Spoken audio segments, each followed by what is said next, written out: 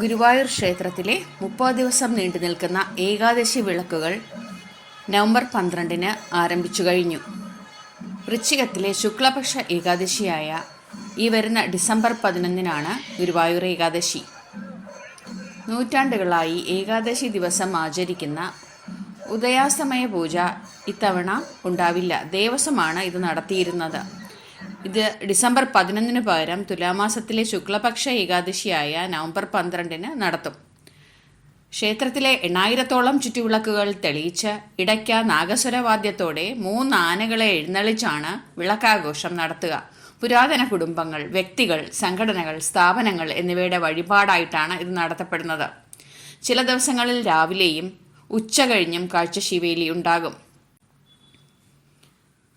ഇന്ന് നവംബർ 17 കോടതി വിളക്ക് നടക്കുന്ന ദിവസമാണ്. ഇന്ന് ഞായറാഴ്ചയും കൂടി ആയതിനാൽ ക്ഷേത്ര പരിസരമെങ്ങും വല്ലാത്ത തിരക്കാണ്.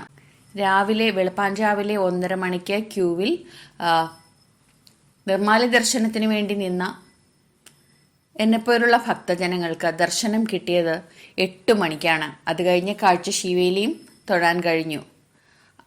ഗുരുവായൂരിൽ ആകെ ഒരു ഉത്സവമേളമാണ്, ആകെ തിരക്കാണ്.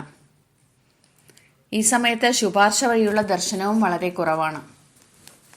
ഏകാദശി വിളക്ക് സമയത്ത് ഭഗവാനെ വന്നു കണ്ട് തൊഴാൻ കഴിയുന്നത് ഒരു മഹാഭാഗ്യമായി കരുതപ്പെടുന്നു. നന്ദി, നമസ്കാരം.